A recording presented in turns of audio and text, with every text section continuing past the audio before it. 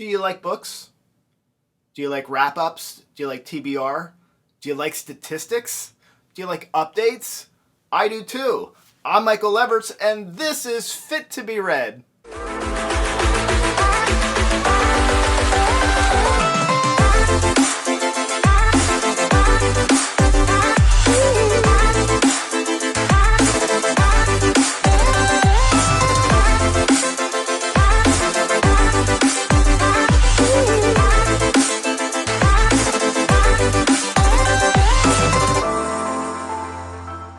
Thank you for joining me today. I'm Michael Leverts. If you haven't done so already, please click the subscribe button and then also click the notification bell, and YouTube will let you know when I release new content.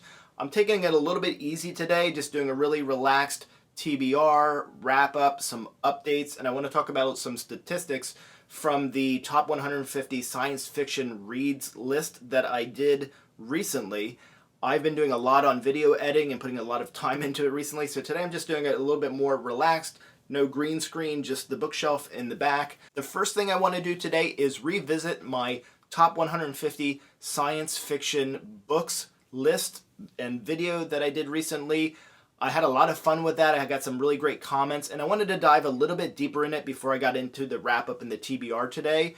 Really want to talk a little bit about the statistics because I like statistics, and I think that might be fun for some folks who really enjoyed looking at and reading the list. The first thing I want to talk about, though, is that I did do a live stream about this list with Rachel from Shades of Orange channel. Please check out Rachel's channel and check out that live stream. We talk a lot about how do we rank 150 books and some other stuff, too. It's really fun, and thank you to Rachel for having me on her live stream. That was a really great and really fun time, and I'm sure we'll do more of those as well, so maybe you can catch that live in the future. So let's go ahead and jump right into the statistics. The first thing I did was to give myself more work. You know, when I put this list together, I started back in July just thinking about the list and narrowing it down to about 150 books, and I only wanted to do books that I actually felt like I really enjoyed reading, not just stuff that I've read and stuff that was okay, stuff I really enjoyed. Then I wrote blurbs for everything. I filmed it, I refilmed it, I had some issues, I had to refilm that, found some errors, had to refilm again. Then I did the video editing, putting some of the backgrounds in. It was a lot of work, and I got done in November, posted it just recently in November of 2021, and now I gave myself even some more work, and I went through the list, and I wanted to see how do each of these 150 books rank on Goodreads. So what I did was I found the Goodreads ranking for each of these books, or the Goodreads score. So I'm going to read these statistics to you. So the average Goodreads score of all the 150 books together is a 4.03. So I think that's pretty good. So I guess my reading tastes are not that far out of line with the masses. I don't know if that's a good thing or a bad thing or a neutral thing or what have you. So there were a few books that were in the 3.4 to 3.7. These are somewhat arbitrary. The 3.4 to 3.7 range, there were 8 books on the list of 150, and it was really 151 because I did have a tie in there. There was, 3.4 is still a decent score, but I think for Goodreads, that's maybe on the lower end. So there were still 8 books there, so there's a couple things that I read that maybe weren't as popular. In 3.7 to 3.8, there were 9 books. 3.8 up to 3.9, there were 15. 3.9 to 4.0, there were 28. Oh, and maybe I'll put that up here. So I'll move to the side so I can actually put a graphic here, and you can maybe look at this as well. Because when I get to the editing later, I'm going to say, why didn't I sit to the side? There's no room to put anything here. And I'm reading so fast, we're not going to really make sense of all of these. So 3.9 to 4, 28 books in that range. 4.0 to 4.1, also 28. From 4.1 up to 4.2, 34 books. And from 4.2 and up, 28 books. So there's a lot of books on here that were above 4.2. The 3 highest books on the list, I'm going to show them to you now. We'll start with the first one. Death's End was a 4.42. So Death's End, let's lean back over here and look at our list. Death's End by Cixin Liu. This is the 3rd book in the Remembrance of Earth's Past trilogy. So this is one of the sequels to The Three-Body Problem. The immediate sequel was The Dark Forest. So this was on my list. This is 4.42 on Goodreads, and for good reason. I talked on the list about this was not going to be a list of the best written science fiction of all time. It was my most enjoyable reads, and I think this one might fall into the same spot on the list in terms of best written and most enjoyable. Probably a little higher on most enjoyable. There were some issues with the writing, but because the ideas are so wild in here and this is so trippy, even on the best written stuff, I think it's going to be pushed up because of that. But a really, really enjoyable book, and I recommend people reading this. Three Body Problem is a book that I really liked. I liked the sequels more, and some people liked Three Body but didn't like the sequels. And then there are those who didn't like Three Body that I'm aware of who never continued with the sequel. I hear that a lot. It's not the same thing. After Three Body Problem, the series gets much, much different. So I encourage people that if you didn't like the Three Body Problem or it was just okay for you, give the sequels a chance because they really take off. Dark Force is really, really an exciting book. It changes your mind about things like First Contact and whether or not we want to be alone in the universe. And then Death's End is just like two-dimensional space, four-dimensional space. It's really wild and trippy. The next one on the list, I'm going to put this down here, Project Hail Mary by Andy Weir. This is a new release. I think sometimes with new releases, I don't follow Goodreads that much because I feel like I would want to post more if I did, and if I do that, then I'm going to get into the whole star system, and I really don't like giving stars to books. From what I've noticed, it does seem like things that are newer tend to have higher star counts, and then they go down over time. This was really good, so it's definitely worthy of an above 4-star ranking, I think. But I really enjoyed this. This is a junior high school science teacher who is sort of recruited to serve and try to save the Earth. I'm not going to say much more about that. There's a really good, some really good, I want to say buddy themes in here. And again, I don't want to spoil too much on this one. It's an easy one to spoil. I did do a full review of this on my channel as well as Death's End. This was ranked, let's look at my thing here, 4.56. So if we're looking at our list here, you can see where that falls relative to the other things on the list. 4.56 for Project Hail Mary by Andy Weir. There's a review of this on my channel. There's also a review of Death's End on my channel as well. And then the last one that I'm going to talk about in terms of the top 3 Goodreads ranked books that were on my list. These were not necessarily my order on the list. They may or may not be. I don't want to spoil the list if you haven't looked at it yet. Is The Left Hand of Darkness by Ursula Le Guin. This is my favorite copy of this. This is the Folio Society edition of this, and this is really great. So The Left Hand of Darkness, 4.8 on Goodreads. I haven't seen many books that have that kind of a rating on Goodreads. And again, I'm not on there that much, so that might not be a surprise. Maybe there's a lot of books like that. The Left Hand of Darkness takes place on the planet Gethin, which is also known as Winter. And we're following Genly I, who is an envoy. And he is an envoy for this like conglomerate or consortium of the inhabited worlds. And they're looking to kind of bring Gethin into their fold. He meets another fellow, Therum Estraven, and I shouldn't say fella because this book is actually really known for themes of gender that are sort of explored here, because Gethenians are neither male or female, or are at times male or female, and that's sort of interesting, and it's what the book is most well known for. But that kind of buries the lead, because the real strength in this novel is the relationship between Genly I and Therum Estraven, who are very different individuals. There is a long trek over this blistery, wintry, inhospitable climate of this planet. I'm not going to say any more than that. It's a great book. It's one of those books that if you love science fiction, or if you want to be really, I hate to use the term, but well-read in science fiction, and by saying that, I just mean that if you really feel like you want to experience all that the genre has to offer, this is definitely a book that you do not want to leave out.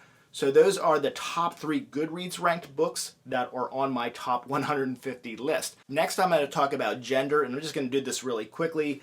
I'm not surprised by these numbers, given the history of this genre and the fact that the genre was very male-dominated, unfortunately, for so many years, obviously in the 1800s, save Mary Shelley, and in the early 1900s. And then, of course, in the golden ages of science fiction, when it was mostly male authors that were being featured in the different science fiction magazines and being published. The numbers on this, 27 of the 150 are female authors on my list, and then the rest were male authors. The most represented authors on the list, there was one author that I had 7 titles from, and that was Greg Egan. And that's not surprising because that's an author that if you follow my channel, it's an author that I really, really love his work. And again, this was a list of just what I enjoy.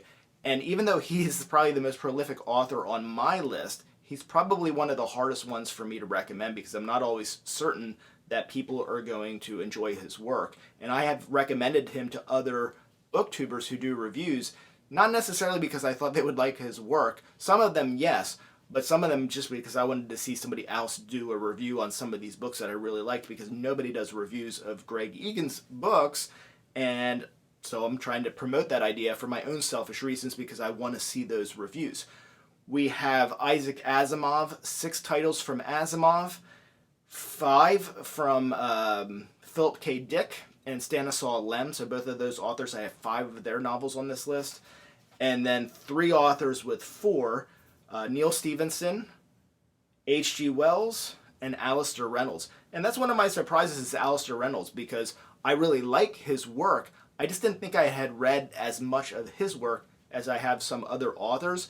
But there are some authors that I've liked a lot of their work, but not all of it got onto the 150 list. And even if they're at number 200, I still like the stuff that's at 200. So Alastair Reynolds, it just tells me, even though I haven't read as much of his stuff, man, everything I read by him seems to really resonate really well with me. And then the other surprise I have, the surprise that were not on the tops of my list, which were Ray Bradbury, William Gibson, and Kurt Vonnegut. Kurt Vonnegut maybe wasn't so much because I knew I'd have about 3 of his that would be on my list, but maybe not past 3 of those. And Gibson, I just really like his writing, so I thought I would have had more of him on there. And Bradbury, I obviously really love his prose, and if I was doing a top 200, I'd probably have more of his stuff on there, but I had quite a few on this top 150 list as well, just not as much as those other authors. Next, we're going to look at awards, and we're going to go with the Hugos and the Nebulas, and we're going to stay in the categories of novels and novellas. So, for the Hugo Award, there were 33 books on the list that won the Hugo. There are 19 that have won the Nebula, and of those ones that have won the Hugos and the Nebulas, 17 of them have won both. So I kind of like that about this list, that it's not just the award winners. Obviously, if I put this out further and looked at things that were nominated, obviously those numbers would be a lot higher. But 33 Hugos, 19 Nebulas, and 17 of them that won both. And then all of the rest of the 150 did not. The final statistics I'm going to share with you relates to publication dates. We had 6 novels on the list that were published before the 1900s. So in the 1800s, 6 of them. I only have 1 book represented for the 1930s decade. I only have 1 book represented for the 1940s decade. In the 1950s, I have 17 books on the list.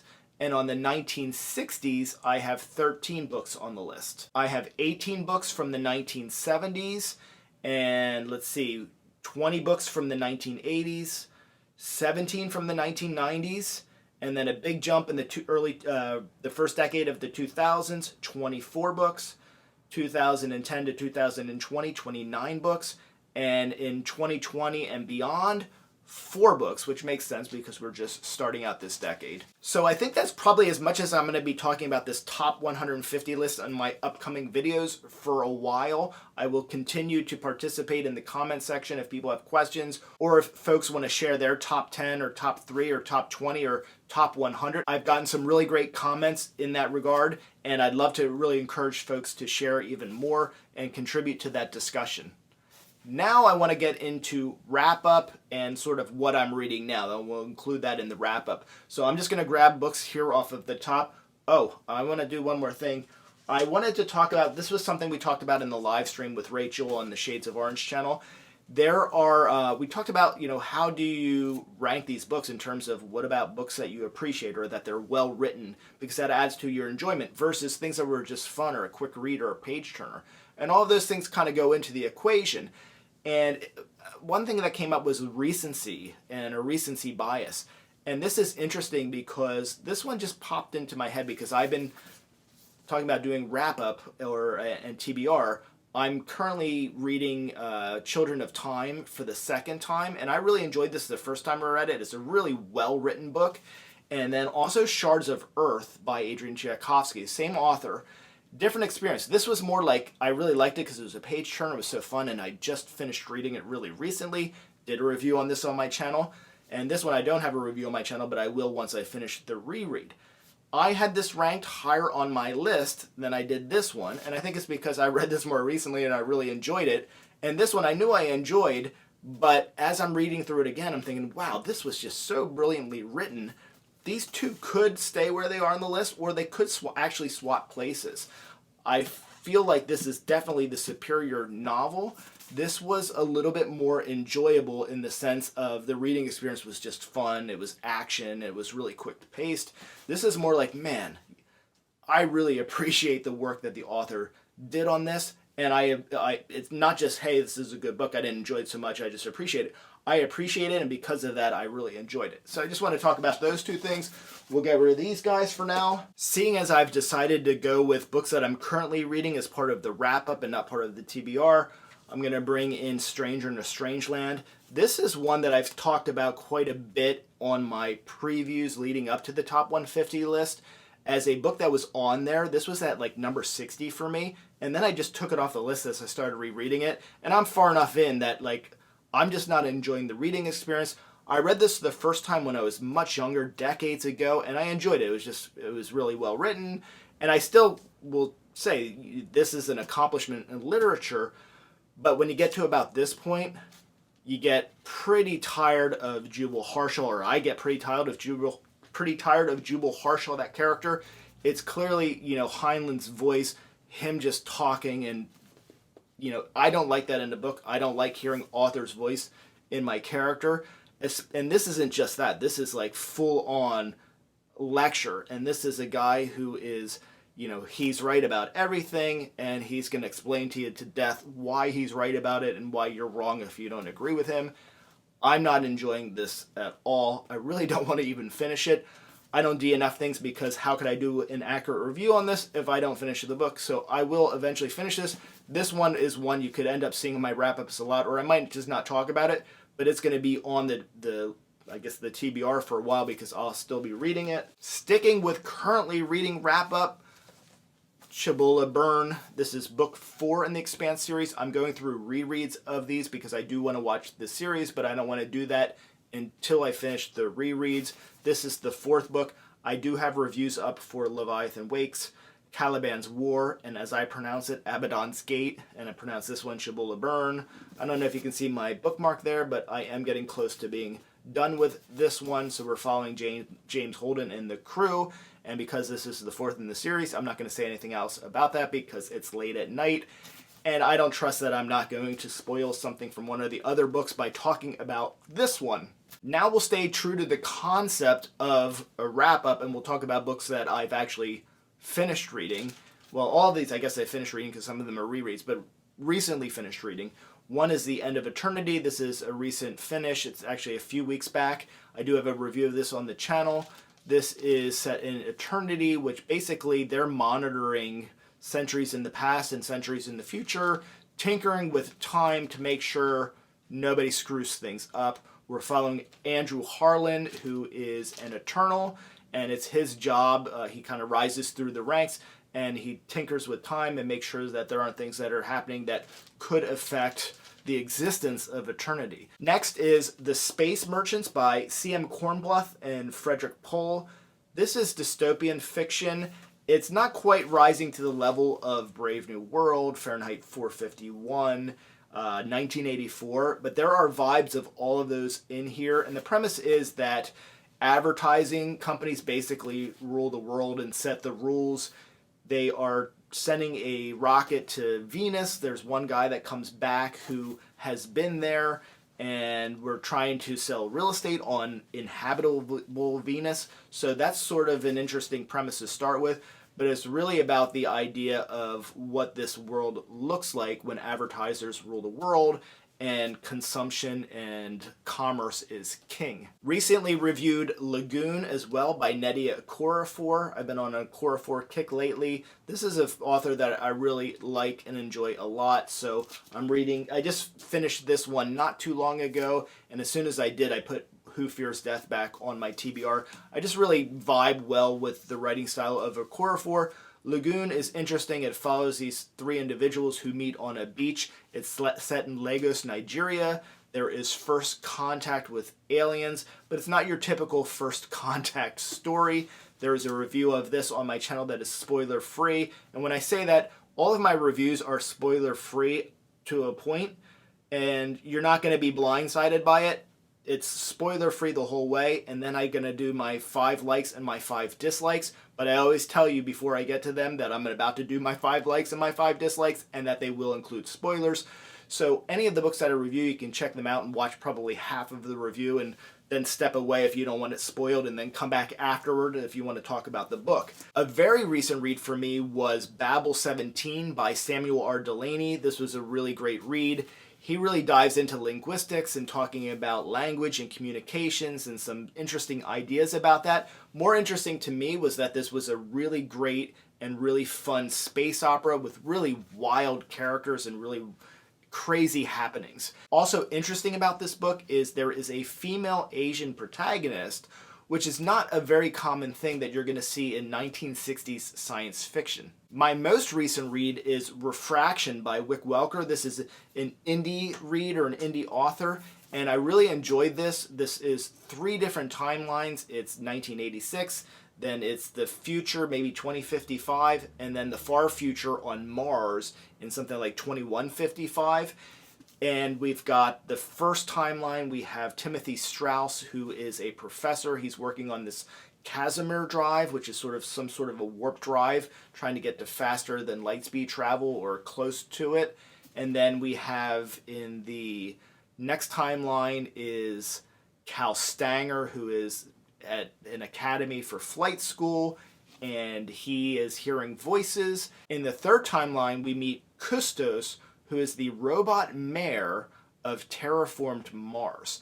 So this was a really fun ride, and it moves very quickly. It's absolutely a page turner, and it's really enjoyable, and I recommend this to folks who, especially those who want to give independent authors or independent books a shot, but don't know where to start because there's not a lot of resource out there. I recommend this one. I think people will have a lot of fun with it. There's some info dumpy stuff that you might not like, but it doesn't ruin the book. The book's actually very enjoyable. I did forget one book that I'm still currently reading that I should be finishing up soon, and this is another indie author, indie book. This is The Nemesis Project by Michael Schotter.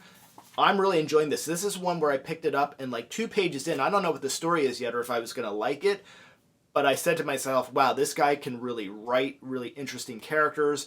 I'm really kind of off balance because he put me in this world where I don't understand what they're talking about. Not in a way that I'm confused, but I'm just the way these characters are talking to each other, it's unusual. And I know that there's probably some reason for that I'm going to find out. But the way he writes the characters and kind of what they're thinking, I'm like, yeah, you've got me. This is going to be really interesting. It's a very, very short novella, but I'm really enjoying it. The Nemesis Effect by Michael Schotter. Now let's get to my immediate TBR and my somewhat future TBR. The first thing I'm going to show you is Neal Stephenson's Seven Eves. I've had this on my TBR for a long time, and it's, not his thickest, but you always know with Stephenson you're going to get some stuff that's pretty thick. So I'm going to get to this one. I'm actually going to kind of go into it blind other than the cover, so I'm going to read the cover, which I don't normally do, but a catastrophic event renders the Earth a ticking time bomb. In a feverish race against the inevitable, nations around the globe band together to devise an ambitious plan to ensure the survival of humanity far beyond our atmosphere in outer space. But the complexities and unpredictability of human nature, coupled with unforeseen challenges and dangers, threaten the intrepid pioneers until only a handful of survivors remain. What I'm really excited about this is that I'm already excited because I generally like everything that Stephenson writes and that I read, which if you watch my channel or you've watched my list, you have a good sense of that. But also that is the type of book that I like to read as well, that description that I just gave you there. So I'm excited about this. I did read like the first 2 pages of this sort of not on purpose because I didn't have a book with me somewhere when I needed a book. And this was the only one that was there, so I opened it, and 2 pages in, I'm like, oh yeah, this is really good. So I have no doubt this is going to be a really enjoyable read. If I were to do a new 150 list, which I'm not going to do right after I read this, I'm going to be really shocked if this isn't something that I don't read, and if I read and I don't like really love it enough that I'd be putting it on that list. So I guess we'll have to do an updated list at some point. Next is Ender's Game, and I was kind of wondering when I was going to get to this because it's one that I feel like with a science fiction channel, it should be on my review list, and I'm looking forward to it. It's something I really, really, really enjoyed reading, and I will really enjoy doing a review on. This is interesting too because I'm doing some original artwork for this, and I think that's going to be fun because I'll probably shoot this one on the green screen and do some really cool Ender Wiggin and other Ender's Game graphic content to go with this. So look forward to that. This is about a young child who is at a flight school, and he might be humanity's only hope in the war against the buggers. So I foreshadowed this next one a little earlier, and we're talking about Nnedi Okorafor's Who Fears Death. This is a really great read. I'll be rereading this, and I keep pushing it back a little bit. We're following Onya Sonwoo. She is a child of rape, and so there are some really kind of solid, mature themes in this book. And this is set in post-apocalyptic Africa, so it's a really interesting setting there. And Onya Sonwoo, who finds out that somebody powerful is trying to kill her. That's not the whole story, but I think that's enough to kind of give you a little bit of taste for Who Fears Death. The last one on my immediate TBR, I'm not going to tell you a lot about this one. I'm just going to show you Snow Crash. This is a classic by Neal Stephenson, and I'm just only now realizing I've got 2 Stephensons on my TBR, so I might even put 7 Eves further down because I'm just really vibing with feeling like I want to get into this reread again soon. And the only 2 things I'm going to tell you about this is that the protagonist is hero protagonist, and there's also a character named Yours Truly. So anything else, you're going to have to read the book and find out, or watch my review when I post it. To finish up the episode, I'm going to talk about tags and some tag updates. I recently released the original Around the World in 80 Pages book tag, which was really a lot of fun, and I really had certain people in mind when I tagged them, because this is an international tag that really dives into like what kind of a reader you are, especially internationally. And a lot of folks have done this tag, and I'm like really, really excited with the stuff that people have put out. There's been some really, really great editing done. There have been some really unique titles. Every one of these that I've watched have been really, really great, and so I just wanted to recognize the folks who have done this tag already. These aren't in order. Literature Science Alliance, I think if you check out her tag, you're going to see that there's some titles. There's definitely a lot of stuff. There's going to maybe be some things that you've seen before in titles you're familiar with, but there was definitely a lot that I wasn't familiar with at all. That doesn't mean others won't be, but I think you'll watch that one and you're going to see there's a lot of titles on there that are going to be new to you, and that might add to your TBR.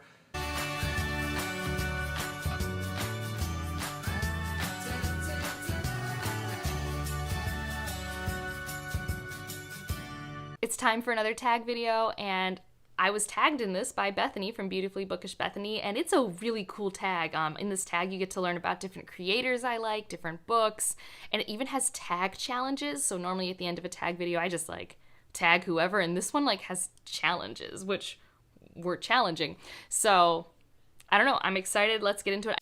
Beautifully Bookish Bethany. Like I said, I thought these questions were really interesting. They encourage you to sort of explore books from around the world, from different universes. It was written in the 1950s. If you're looking for something set in China, give this one a try. But maybe you want something from Korea, then try this literary historical fiction.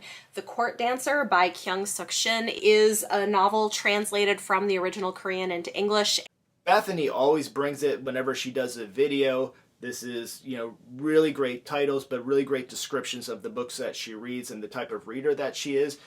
One thing I'll say about Bethany also, she does a lot of premieres and live streams. So if you're ever, just looking for more bookish content and you want to be a part of that community, look for, subscribe to her channel and click the notification bell so that you know when she's on and doing a live stream, and participate in the comments and in the chat, because she's very interactive with folks who are on the live stream. That's something that I really like about her channel. Circe's Booked. You're going to really enjoy this video. Circe just has really great energy, and I feel like I'm going to say this for everybody who's done this tag. There's just some really great titles on here. Definitely a lot that I wasn't familiar with, but with Circe's, like, one of the great things about her reviews and her episodes and her channels is like just great, wonderful, positive energy. Check out her channel. Not even mess up my books. I put my thoughts in the books, but if I buy it at a store, it needs to be pristine, and it's so stupid. It makes no sense because I write all over it. So a perfect example of this, when I went to go buy this book, Semblance of Sins by Josiah Bancroft, the Booktube Goddess, I was not surprised by the quality of the editing on this video. She's got me in a hot air balloon in the editing, and I'm living for it. So check out that video.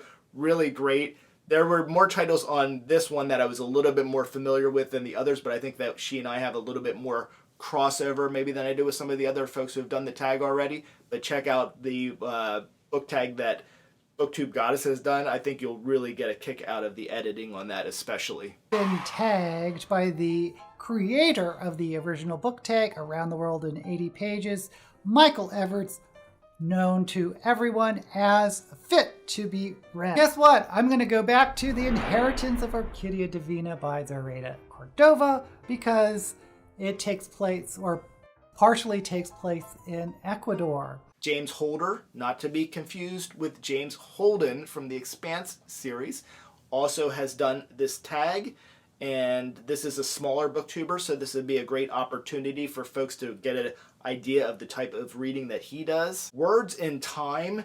Now, this is a channel that I have a lot in common with. We read a lot of the same stuff, so I'm never going to miss his reviews or anything that he puts out. And then obviously with this tag having been my original tag, I was very curious to see his answers. I was not disappointed. Check out his channel, check out this tag, and check out his reviews. And I'll continue to watch as well, because I know we're going to be reading a lot of the same stuff, and it's really great to watch a channel where you have a lot in common in terms of your tastes with science fiction and reading. Hello Booktube, I'm Jonathan, and welcome to Words in Time.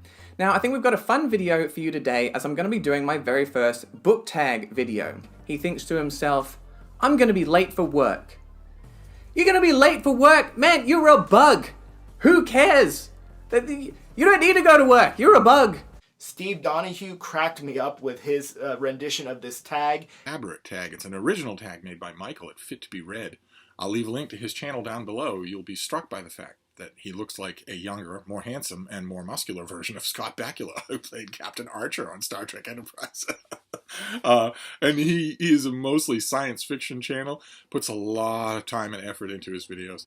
One of the things that was really cool about Steve's tag is he not only answers the questions with his answers, he also gives commentary about the answers that I gave, and I thought that was really interesting and unique for a book tag. For me, I want to stretch the Asia here to include the Far East and extol the Tale of Genji, which I dearly, dearly love. It's one of my favorite novels of all time, and I have a feeling that I'm gearing up for a reread. David Wiley has also done this tag, and I think you might have to search for it a little bit on his channel, because he did it as a sort of just pop-up live stream, and it was really fun and it was very interactive, so that was enjoyable. And finally, Jeremy Fee has done the Around the World in 80 Pages book tag, so check his out. Jeremy has a style all his own when he does videos. He brings that same style to this tag. It's really interesting to watch, so check out his tag also. And any book you've read set in or referencing either Central or South America. And Michael Everts said that we could customize these, change them up as needed. So I'm going to say or South North America, which would be Mexico. I really liked Sylvia Moreno Garcia's book, Mexican Gothic. They did a nice job with using both the culture of Mexico and having this weird, creepy, horror British family that came in and did weird stuff. I had so much fun doing that tag, and I tagged a lot of people on it. And then I also did sort of a shout out video just a couple weeks ago, and I tagged some more people on it. So more people are doing this tag as well. I'm going to do one more final tag, somebody who I think is going to have some really cool answers and some great editing and effects when they do this tag. So I'm going to tag EpicTalez, and I will link the channel for EpicTalez and all of these other channels. They'll be in my description for this video. I'm also working on another original tag that I'm really excited about, and I'm going to try to do the same thing I did with the Around the World in 80 Pages tag, which is to have it be about books, but also about booktubers to some extent, maybe some tag challenges in there. Thank you for watching today. I'm Michael Everts. This is Fit to Be Read. Please like and subscribe. Please click the notification bell, and YouTube will let you know every Thursday at 1 o'clock when I release new content. Thank you.